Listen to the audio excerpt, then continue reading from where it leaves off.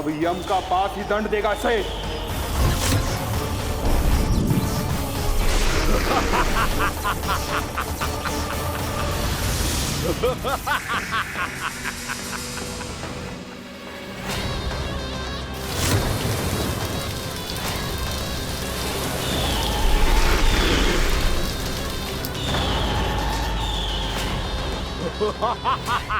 तूने जल की धार को भले ही काट दिया हो दुष्ट, पर हिम में धार नहीं होती। अब मेरी हिम शक्ति तुझे जमा कर नष्ट कर देगी।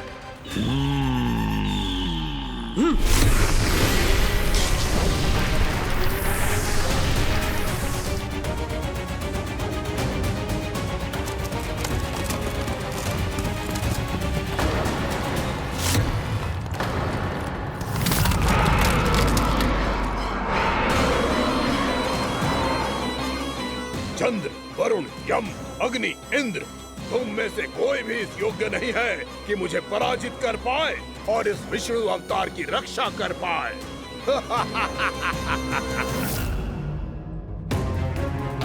इस असुर को देवता कुछ ना बिगाड़ पा रहे हैं। अब क्या होगा खाने का? बकासुर, मैं अपनी किरणों की ताप से तुझे छलनी छलनी कर दूंगा।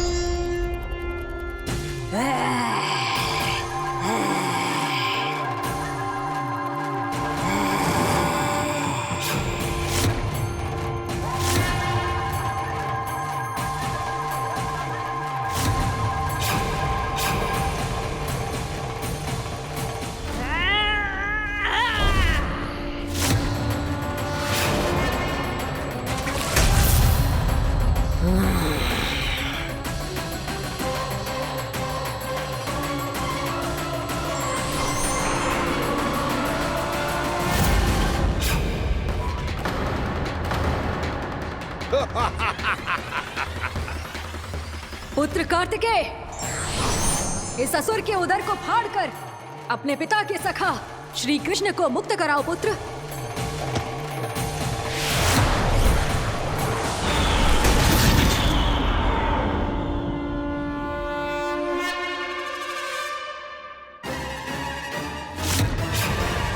मैंने कहा था, तुम में से कोई भी मेरा बाल भी बांका नहीं कर पाएगा।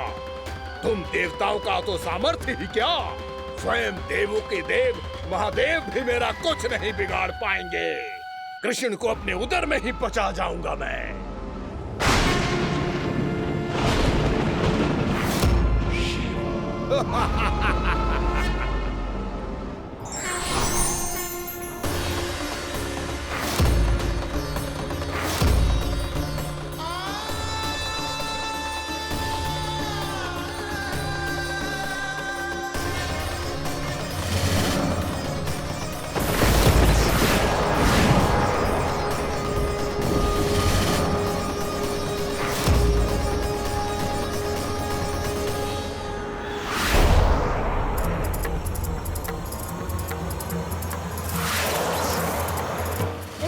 शिव शंकर का त्रिशूल है। एक ही बार में इस असुर का प्राण ले लेगा ये। हाँ, महादेव का त्रिशूल।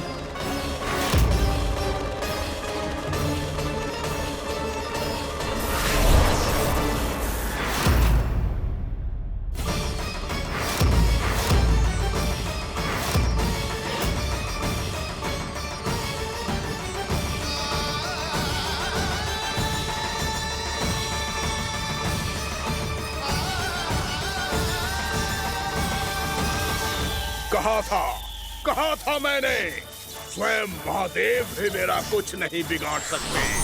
अजय हूं मैं, अजय।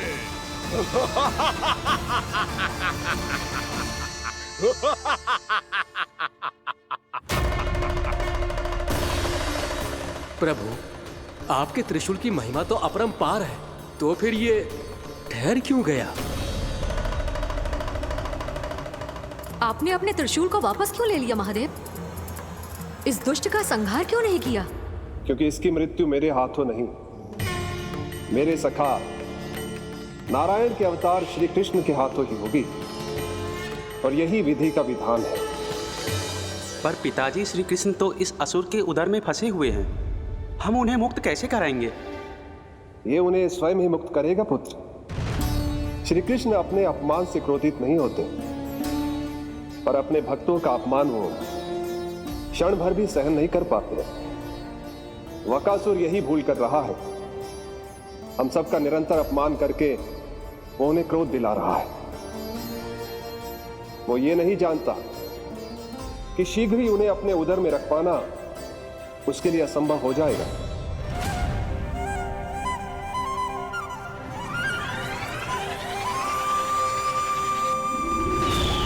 क्या हुआ महादेव? पराजित होकर भी मुस्कुरा रहे हैं। पर अब तो महादेव कहलाने के भी योग्य नहीं रहे आप। असफल देवताओं की इस अयोग्य सेना को लेकर चले जाइए यहाँ से। ना ये मेरा सामना कर सकते हैं और ना ही आप। मेरी शक्ति के सामने आप अक्षम हैं महादेव।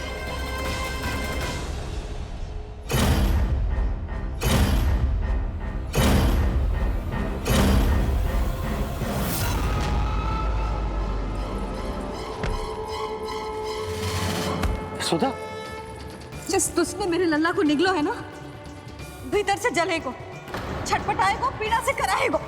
जिस दुष्ट ने मेरे लल्ला को निगलो है ना, भीतर से जलेगो, छटपटाएगो, पीड़ा से कराएगो। ये क्या हो रहा है मुझे?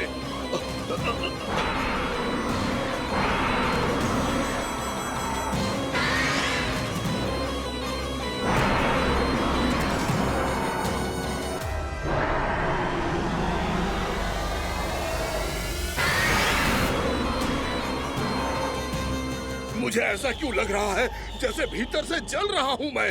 ये क्या हो रहा है मुझे?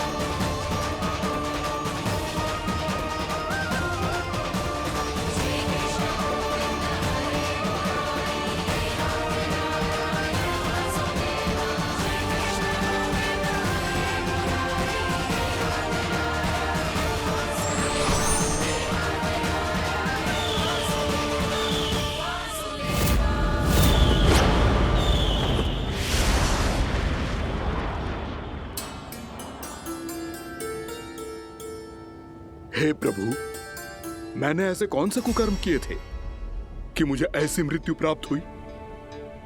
और ऐसे कौन से सुकर्म किए थे? क्या आपके हाथों से मुझे मोक्ष प्राप्त हुआ है प्रभु? सीमित स्मरण करो, हे जरीफ की पुत्र वक्कासुर। स्मरण करो, कैसे अपने पिता की तरह अभिमान से भरे हुए थे तुम। स्मरण करो, कैसे हमें पराजित करने के लिए पूरी सृष्टि को संकट में डाल दिया था तुमने, और हमें विवश होकर पराजय स्वीकार करनी पड़ी थी। स्मरण करो, कैसे तुमने देवराज इंद्र का छत्र चुरा लिया था। पर यह सब भी पर्याप्त नहीं था वक्कासुर। तुम्हारे पापों का घड़ा तब भरा था जब तुमने देवी गंगा के जल में साधना करते हुए जजाली मुनि की तपस्या में व्यवधान डाला था।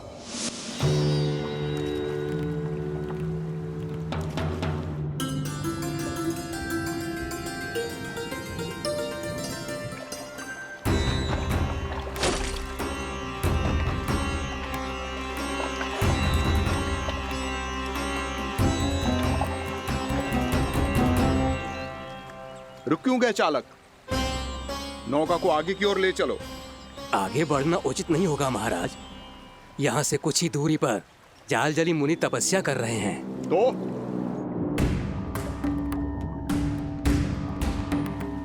मेरे मत्स्य आखेट के क्षेत्र में इसने तपस्या करने की भूल की है।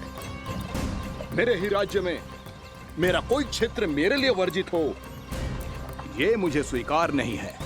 आपने पर्याप्त मत्स्य आखेट कर लिया है महाराज। यदि तुम इन मछलियों का आहार नहीं बनना चाहते हो, चुपचाप मेरी आज्ञा मानो। क्षमा, क्षमा महाराज।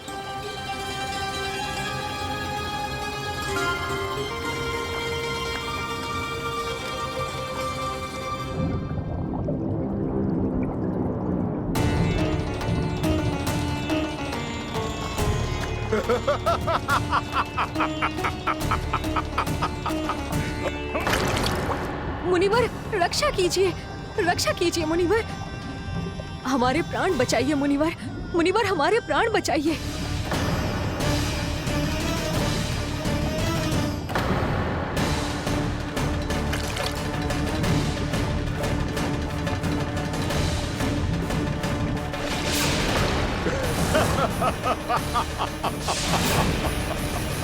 ठहर जाओ असुरराज। इन मछलियों को हानि ना पहुंचाओ। क्यों मुनि? अब मछलियां पकड़ने के लिए मुझे तुमसे आज्ञा लेनी पड़ेगी। तुमने तपस्या करने से पहले किससे आज्ञा ली थी? मां गंगा से, इस जल में रहने वाली सभी मछलियों से। इस उपकार के बदले इन सभी मछलियों को रक्षा करने का वचन दिया था। इसीलिए असुरराज, मैं शांति से कह रहा हूं, इस स्थान को अशुद्ध ना करो। चुपचाप यहां से चले जाओ, नहीं तो इसका परिणाम अच्छा नहीं होगा।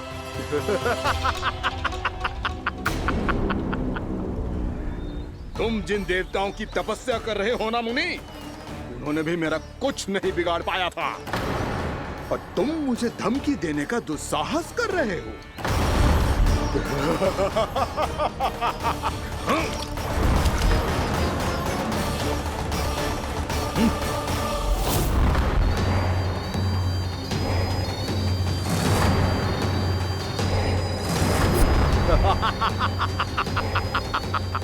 मूर्ख, विचारों से तो तू राक्षस है ही, और स्वभाव से उस बगुले की तरह है जो भूख ना होने पर भी उन निर्दोष मछलियों को आहार बनाता रहता है। इसलिए अभी इसी क्षण से तू वकुला का जीवन जिएगा। ये मेरा श्राप है, ये मेरा श्राप है।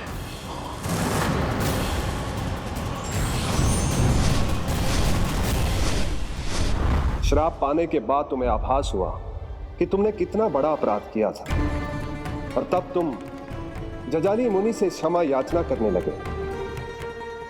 तुम्हारे अपराध बोध को जानकर मुनि से शांत हुए और उन्होंने तुम्हें वरदान दिया। श्राप से मुक्ति का एक ही मार्ग होता है असुर, पश्चाताप। तुम्हें अपने भूल का पश्चाताप है, इसीलिए मैं तुम्हें वरदान देता हूं। तुम्हें मेरे श्राप से मुक्ति अवश्य मिलेगी। स्वयं प्रभु श्री नारायण के अवतार इस बगुले के देह के बंधन से तुम्हें मुक्त करेंगे।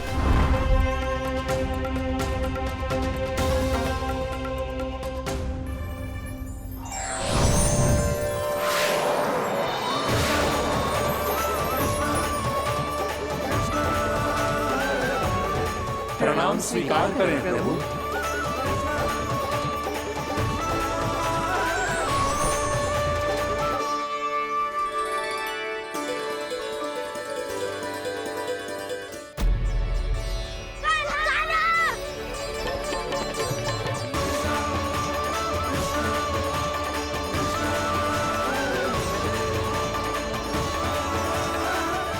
मुझे ना बताओ कि तुम सबने क्या देखा है, चाहे जो देखो है, बस मैया से कछु मत ही बताना। कान्हा!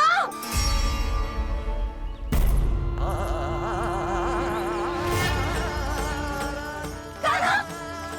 मेरा लल्ला!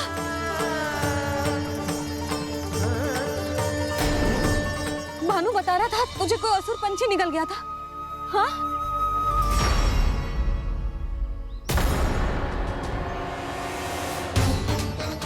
हे नारायण, ये क्या है?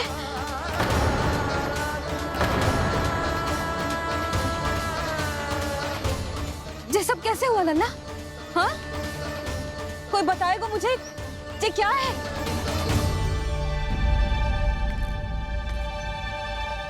श्रीधामा, मधुमंगल, चिची को सब कुछ बता दो। ये असुर पक्षी मुझे निगलने वाला था रानी भाभी, तभी अंतिम क्षण में कान्हा ने आके मुझे बचा लियो। और ये असुर पक्षी ने कही कि यह है वृंदावन का राजकुमार, नंदराज का लल्ला। इसके होते कोई भी वृंदावन वासियों को हानि ना पहुंचा सकते। रानी भाभी, कान्हा ने अपने प्राणों की चिंता ना करी और इस क्रूर राक्षस से भिड़ गयो और इस राक्षस पक्षी ने इसे निगल लियो। इतना पर्याप्त है भोला काका, सब कुछ बताने की आवश्यकता नहीं है। ये सब देख के सारी बालक मंडली इतनी व्याकुल हो गई कि सबने अपने प्राण अर्पित कर दिए और इस असुर पक्षी से कहे कि हमें खा लो और हमारे सखा को छोड़ दो। इन बालकों का पराक्रम देख के सभी देवतागण यहाँ आ गए और उनके हृदय भी पिघल गए और उन्होंने इस राक्षस पक्षी से युद्ध करके इसे मार गिराया। देवताओं के राजा इंद्र के वज्र का प्रहार तो मैंने अपनी आंखों से देखा है ताई जी। और फिर उसके बाद अग्निदेव ने अग्निवस्त्र का प्रहार किया। जय ना काकी, वरुण देव, कार्तिकेय, यमदेव सबने मिलके युद्ध किया इस राक्षस से। कहा था अभी मत बोलना। अरे सब मिलके फंसा दोगे मुझे। सर माँ भद्रकाली, हमारे शिव शंकर भी आए थे छोटी माँ। जाओ आप भी। बाबा साईता। मुझे लगता है कि ये कान्हा भी इन्हीं देवताओं में से एक है। संभव तो है चीची, स्मरण है पूतना और तृणावर्त के आक्रमण के समय भी ऐसा ही हुआ था। सभी राक्षस मारे गए थे पर अपने कान्हा को एक खरोच तक न आई थी। हाँ जीजी, मुझे लगता था कि श्री नारायण की विशेष कृपा है हमारे कान्हा पे, पर अब तो देख के लग रहा है कि हमारा कान्हा ही स्वयं श्री नारायण है। या फिर उनका अवतार है ये। अरे बस करो तुम सब, ऐसा कछु ना है। अरे जितनी बात सुनी है उससे तो यही लग रहा है कि कान्हा देवताओं और असुरों की युद्ध के बीच में फंस गया था। उसका इस सब से कोई लेना देना ना है। तो फिर इसके तन पे एक भी खरोच क्यों ना आया नंदराज? हाँ,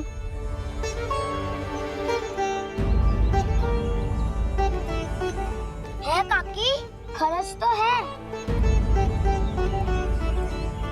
दिखा लल्ला। भैया बात पीड़ा आ रही है, कुछ करो ना। चिकोपिया भी ना अति करती है।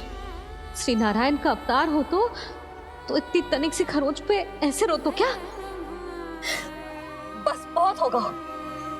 अब तो तुम सबने सीमा ही पार कर दी है।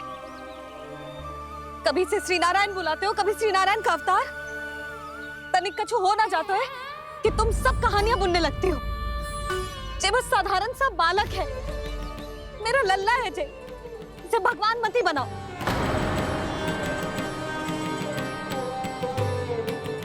और तू क्या आवश्यकता थी तुझे यहाँ आने की? हाँ, वो भी मुझे बिना बताए। मेरे साथ छल करके आयो है तू। अब तू घर चल, ऐसा दंड दूंगी ना कि मैया बहुत पीड़ा हो रही है। मैया बहुत पीड़ा हो रही है मैया। हाँ नन्ना, तू घर चल, मैं तुझे औषधि लगा दूंगी। हल्दी का लेप लगाऊंगी ना, झट से ठीक हो जाएगा। चल चल।